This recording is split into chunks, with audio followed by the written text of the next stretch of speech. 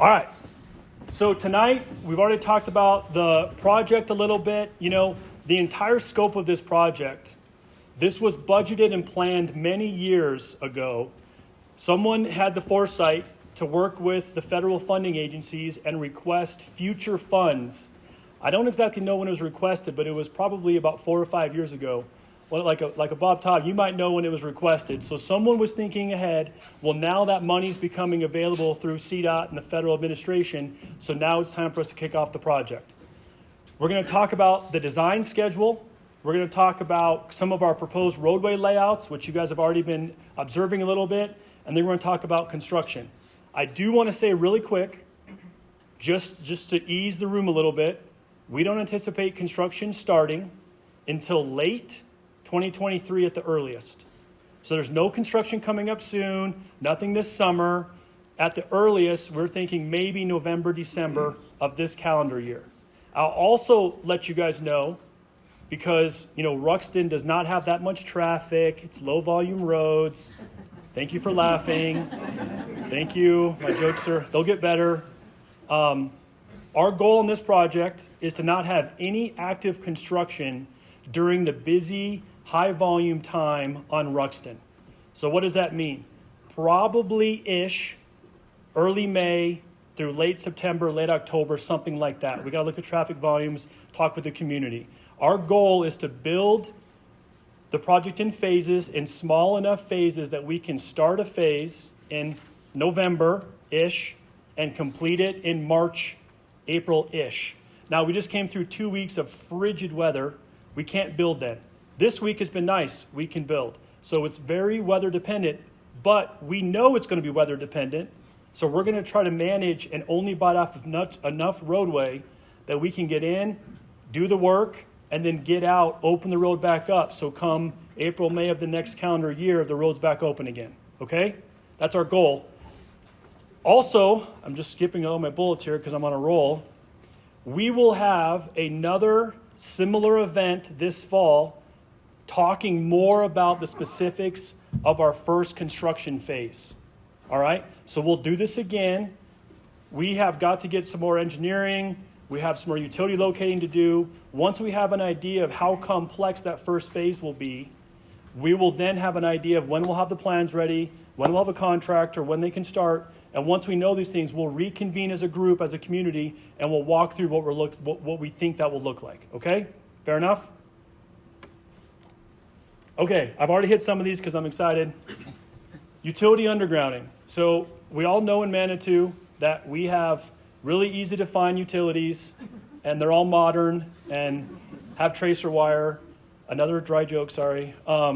So on this project, we've actually hired a utility engineering firm specifically. They have come in and there's different levels of subsurface utility engineering. It's quality levels A, B, C, and D. We are hiring them to come in, and they're locating as many utilities in the corridor as they can find.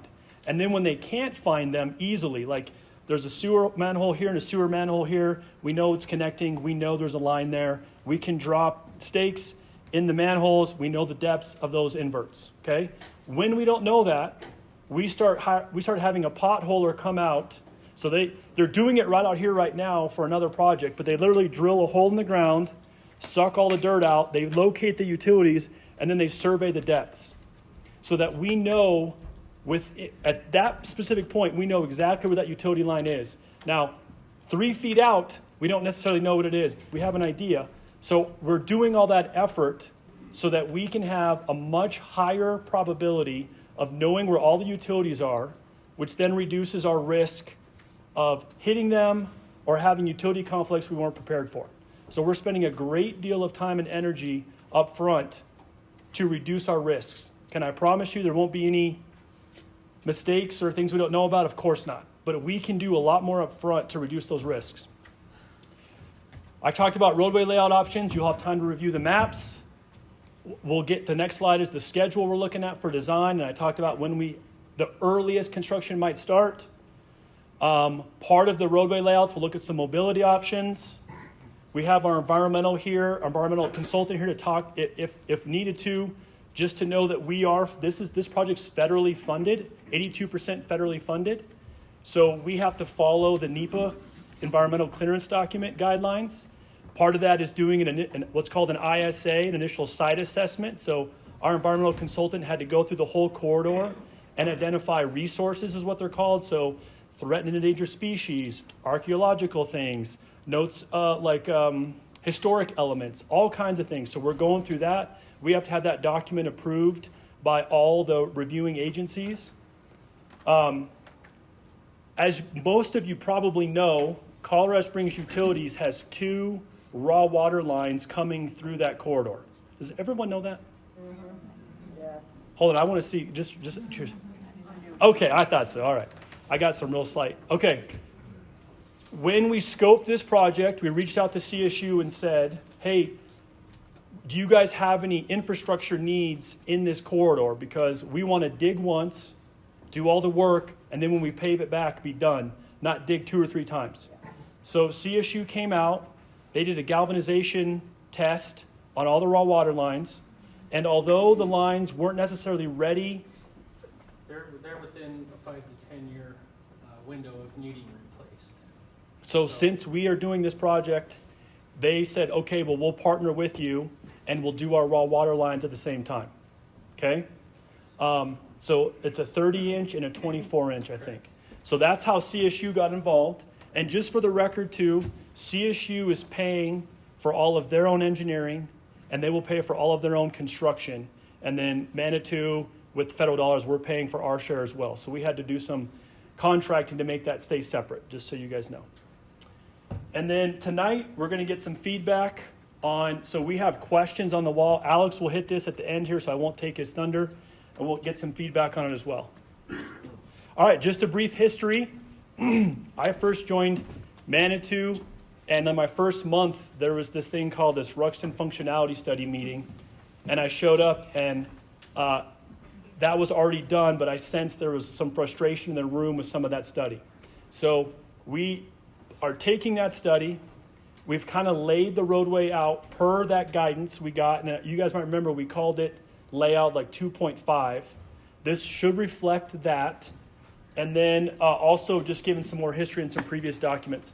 Judging by the fact how many documents there are, fully suggests it's a complex corridor and gives a lot of stress to the community because it's narrow with a lot of volume of traffic. So we understand that. Here's our proposed schedule, all right? So I know it's kind of, well, it's big, but we started back in 98. We moved our way through functionality study, transportation mobility master plan, the TMMP, which we as a city are fully implementing now. We've kicked off some Ruxton Avenue design, and then we'd be looking at preliminary design here for this current phase, which we'll call phase 1, and that's early 2023. And then construction engagement.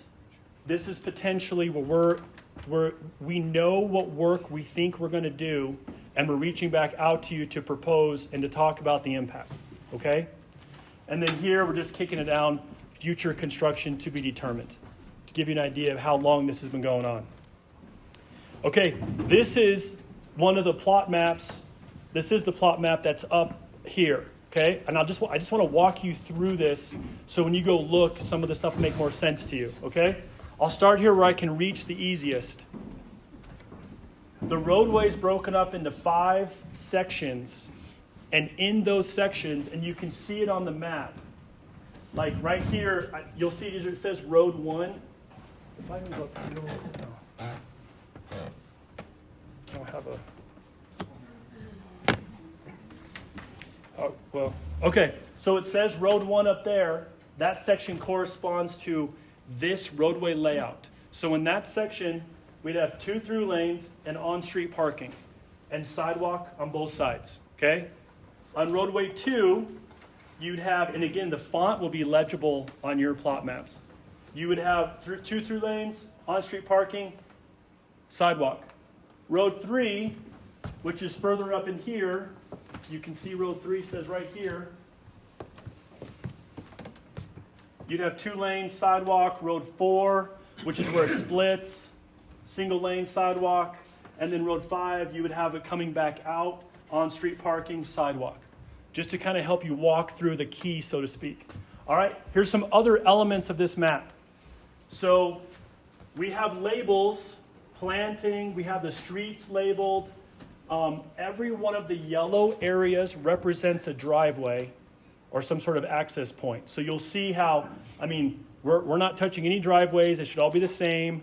All the on-street parking's kept generally about how it's laid out now. But you can see the yellow are all the driveways that we've identified, okay? Street names, I'm trying to think what else should be labeled. You'll have a chance to look at it. Did I miss anything? Well, the planting area. Oh, the planting area. So here you'll see we have planting identified. So these we look at as opportunities for some greenscaping, for some planting beds, for some things like that. So there's several areas that have been identified that are an opportunity to do some streetscaping improvements. Thanks, Glenn. So I zoomed in here. So this is easier to see. So here, this is an area where we have planting identified. So we think that we could potentially put in some planting areas in here for kind of some beautification and that kind of thing. Don't know if you want to say the numbers represent the addresses. Yeah, so these, if you want to help finding, if you live on Ruxton, the numbers represent 114, 108, 104 Ruxton Avenue. Okay, again, I already went through this a little bit. This is a much easier map to see on the roll plot. Okay, so I know that we can do all the design studies we want, and it's all great, but it really becomes a big impact to the community when it transitions into construction, right? So a couple of things that we want to highlight. The corridor is very narrow, right? So there's not a lot that can be improved on a narrow corridor. There's no lanes getting added. It's very narrow. However, what we didn't highlight too much yet is one of the benefits of the project is that we will be able to improve the existing infrastructure under the ground. So the sanitary lines, the water lines, we'll install new conduit to eventually maybe run fiber optic up through the corridor. And then, in my opinion, one of the driving forces for this project, besides consolidating sidewalks, is that we will work with CSU Electric in undergrounding as many utilities as we can through the corridor. So for those that walk that corridor a lot, there's many areas where you walk and there's a utility pole in the sidewalk. It makes the sidewalk totally non-functional, not usable. So even in just burying the utilities, we open up the corridor. So, we all just finished the maps job, and everyone already has forgotten how many utilities and poles there were. Once they're gone, you forget them for good. I think our brains are just designed to not remember utility poles. But once they're gone, they're gone.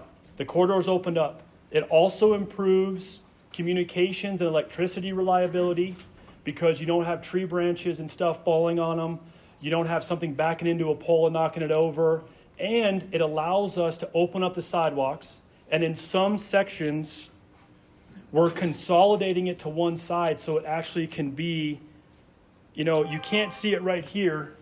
You'll see it there, but that makes it into an 8-foot walkway, right?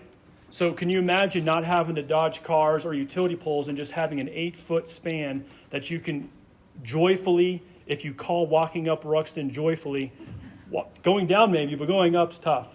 So that's really, in my opinion, the big motivation is to get rid of as many utility poles as we can. It's very tedious work.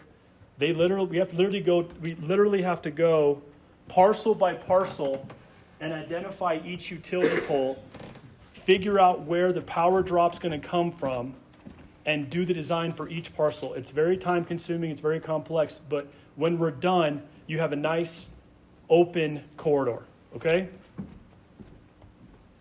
I mentioned complex utilities. As many of you has already told me, there are very limited detour routes through this corridor. right? Now, some of you will say there's no detour route, and I can appreciate that because any kind of detour route is through your neighborhood, and we understand that. So we will factor that in to our construction phases that, hey, if we impact this section of the roadway, what is traffic going to have to do? And we have some creative solutions to that. Those are the kind of things that we will communicate to you all when we rendezvous back in the fall of what we're thinking and then what kind of construction impacts to expect. I mentioned that. And then also what I do want to say is we, as of this point, this red line is where we expect to build phase one. This is the first section that we want to try to construct starting in November, December of this calendar year, going into the spring. So it's somewhere in this area, all the way through here to Hydro Street, up here, through the Cogs property, start getting these utility poles buried, getting the raw water lines repaired, getting new infrastructure installed, and then be done until the fall of 2024, the winter of 2024, which at some point we will need to pick a next phase to work on. Now, the nice thing about the second phase is, what will we have learned from the first phase? Right? We'll kind of have an idea of production rates. We'll kind of have an idea of how complex the raw water line repairs will be. We kind of have an idea of how difficult it'll be to bury some utility poles up there, what the weather will do for us. And, you know, we have two big traffic demand amenities up here in the COG and then in the incline. So we also need to work with those two partners in managing that as well. So we would learn about this, become wiser, and then apply those experiences and knowledge to the additional phases. Okay?